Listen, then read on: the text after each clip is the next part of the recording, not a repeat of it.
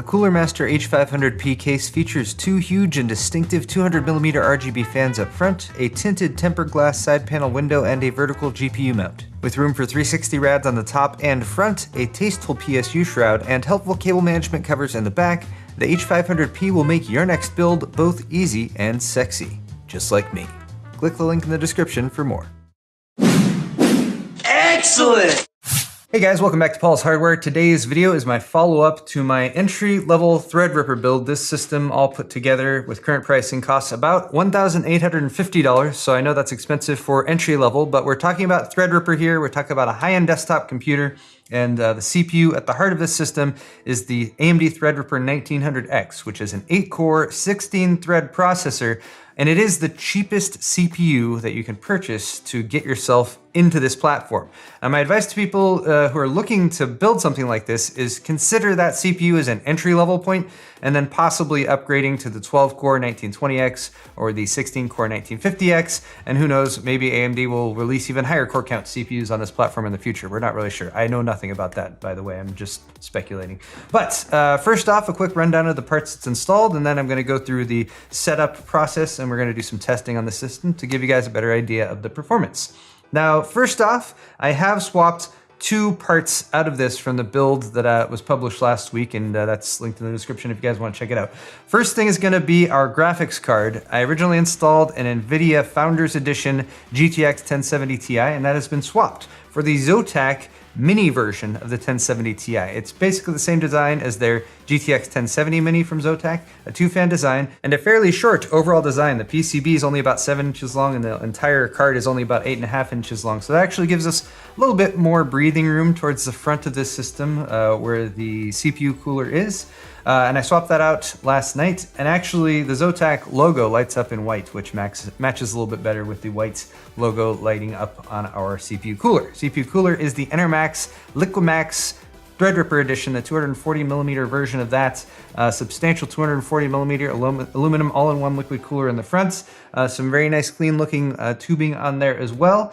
And that is already keeping the CPU very cool, although we're gonna test that a little bit further in just a moment here. Our motherboard is the ASRock X399 Tai Chi, which at $330-ish is, again, still entry level when it comes to Threadripper. The motherboards tend to be fairly expensive, although it is a very, very nice motherboard from the testing I've done so far. It's got all the stuff you'd want it, like a debug LED, surface mounted power and reset buttons, 8 DDR4 DIMM slots for lots of memory, and even a little bit of RGB LED on there, although it is subtle. It's just lighting up blue right now. And I haven't installed the software yet to play with that.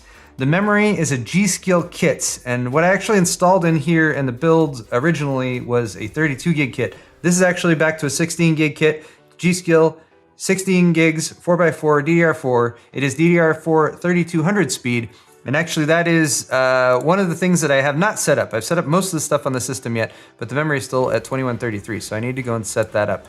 Beyond that, the rest of the hardware is registering in the operating system. So of course we got our 2900X here, X299 Tai Chi motherboard. There is our memory, the graphics card showing up here as well. And if you're looking at the actual speeds here for the 1070 Ti, they are locked as far as the speeds from the manufacturer. You can overclock this if you want to yourself. I'm gonna be running it at the stock speeds today just to show you guys what you get coming out of the box with this, but it's got a base clock of 1607 and a boost of 1683. We'll see how much higher it gets beyond that.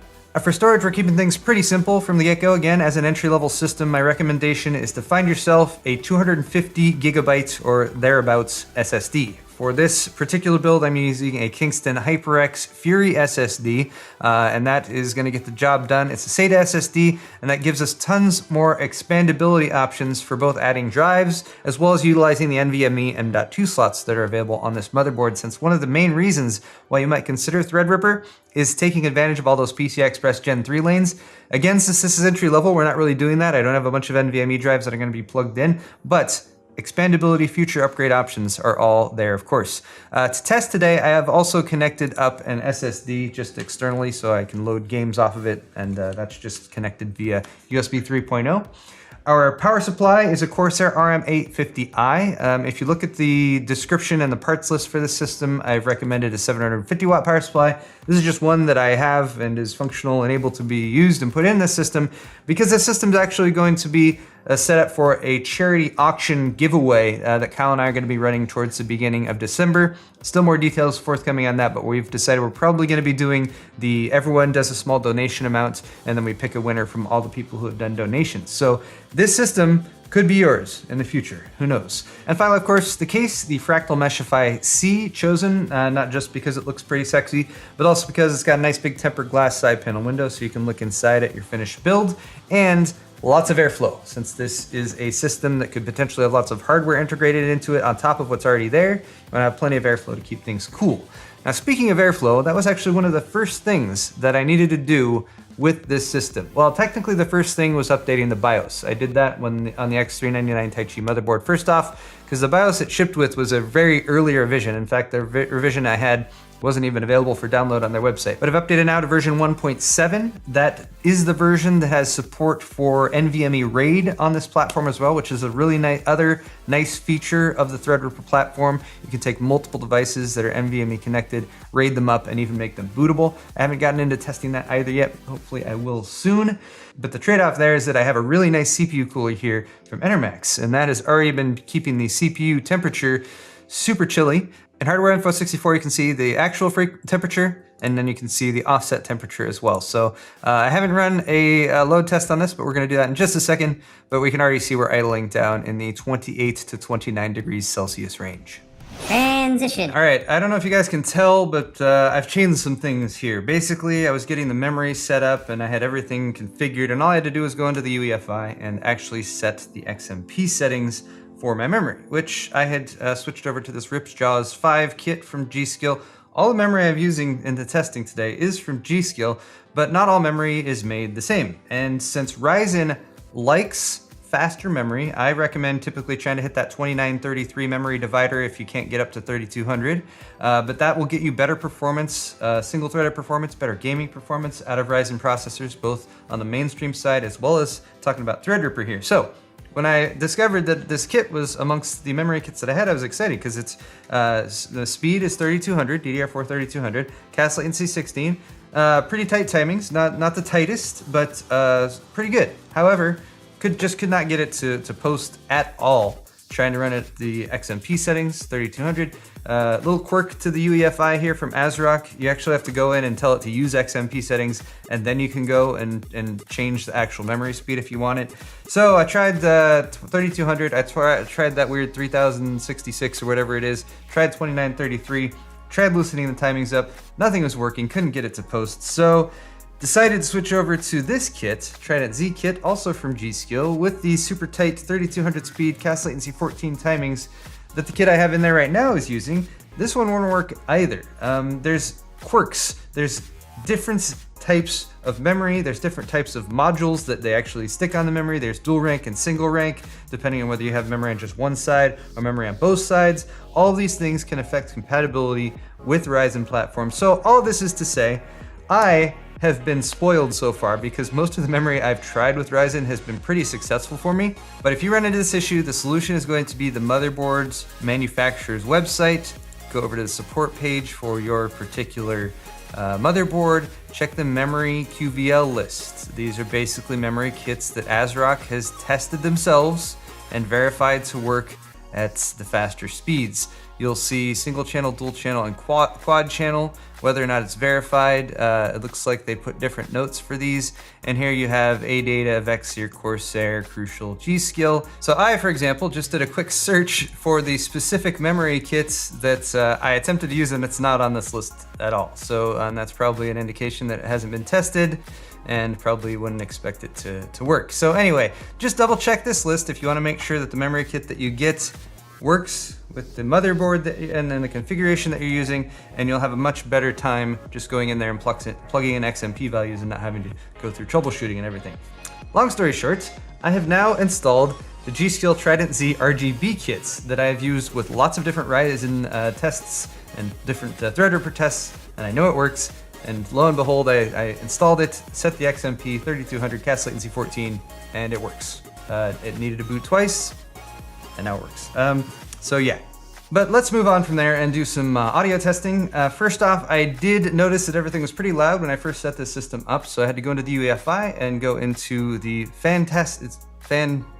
the fan tuning function in the ASRock UEFI, and that allowed me to just default set all of the fans connected to silent mode, and that has quieted things down greatly, although it does still, of course, ramp up when the CPU temperature increases. But here's a quick sound test at idle.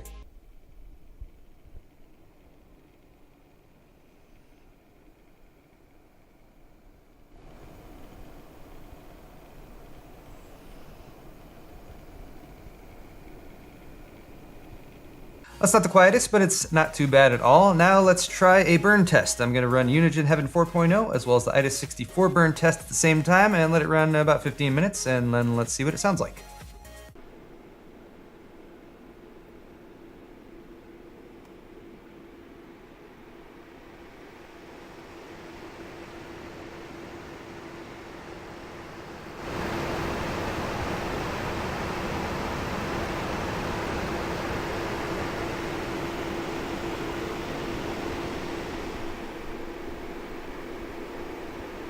So as you can probably tell from that sound test, the Meshify allows lots of air to flow through. It also lets out a pretty decent amount of noise. And of course, we're doing a full system burn test right now. I'm running Unigine Heaven 4.0 as well as the IDA64 system stability test. So this is about the max that you could reasonably expect as far as a load on the CPU and the GPU at the exact same time.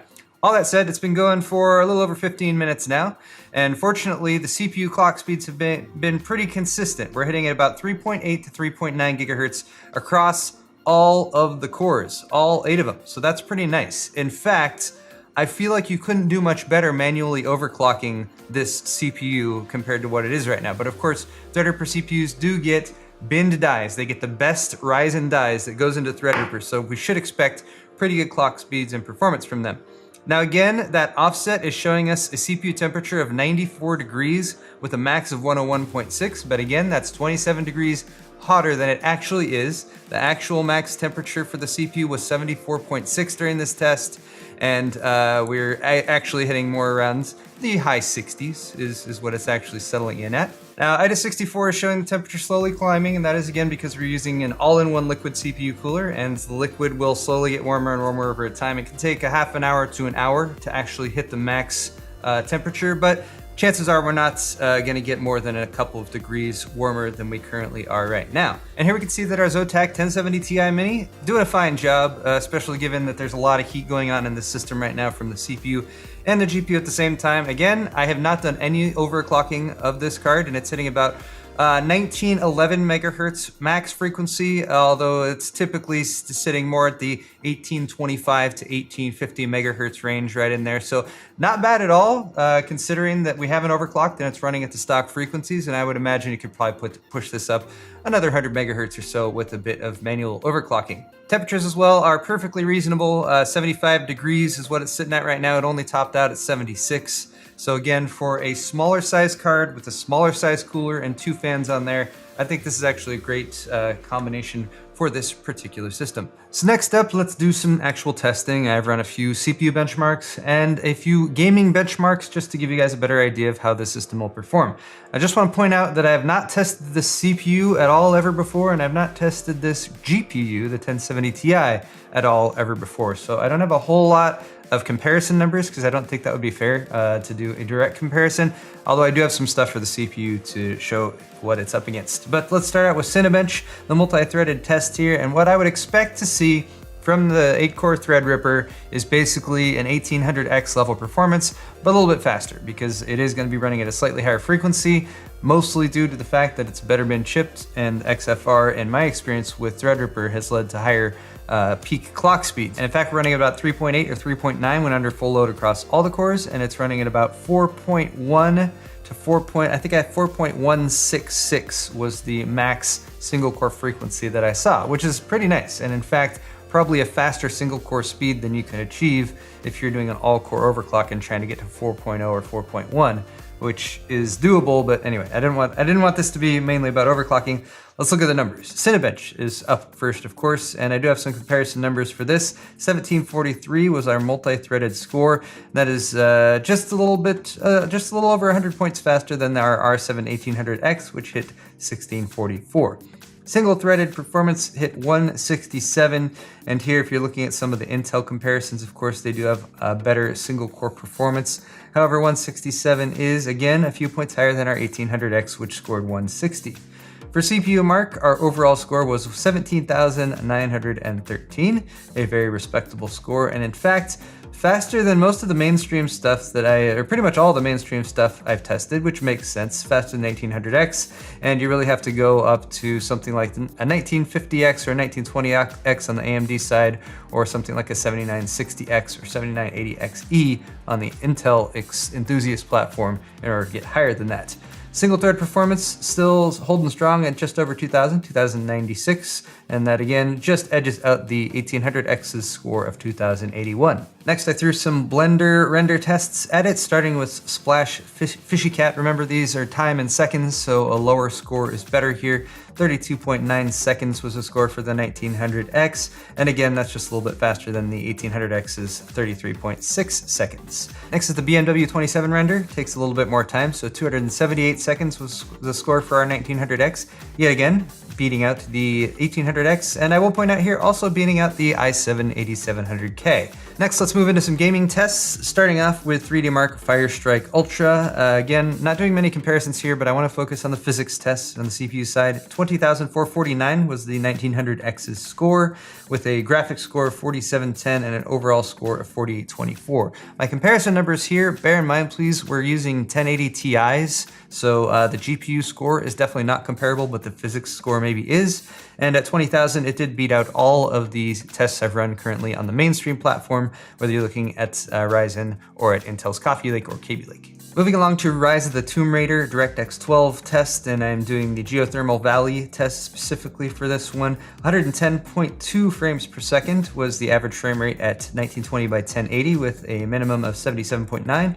And moving up to 1440, we had an average of 70.1 with a minimum of 58.1. And our final test, PlayerUnknown's Battlegrounds. At 1920 by 1080, we had an average frame rate of 81 FPS, 0.1% low was 46 FPS, and at 2560 by 1440, average frame rate was just over 60. So that's good. That's a good number to be able to hit with the 1070 Ti, 61 FPS on average, and a 0.1% low of 40.5. So there you go, guys. Some tests on my entry-level Threadripper build coming in at the low price of about $1,850. I'm pretty impressed with this system overall, although, of course, it does come with a set of caveats like most systems do to some degree. Main issue for me, at least testing this, was of course the memory configuration. Getting fast memory to run with a Ryzen or Threadripper processor is definitely the way to go. However, it can be quirky, and this was probably my first experience encountering some actual difficulties getting some sticks of memory just to plug in and play nice at the rated speeds that the memory was set to. So a definite encouragement for me to you guys to double check those memory QVL lists. Make sure that whatever kit you've gotten has been tested at the rated speed, or dive into some of the more advanced overclocking features. There are several videos on that. I still theoretically have one coming on that as well, because there are some extra things that you can do with memory to try to eke out a little bit more performance or get it running at the proper speed. For my solution, it's not a very practical one for the actual intent of this build, because the kit I put in there costs about twice as much, if not more than twice as much, as most of the 16 gig 4x4 kits that you can buy that are even that same rated speed.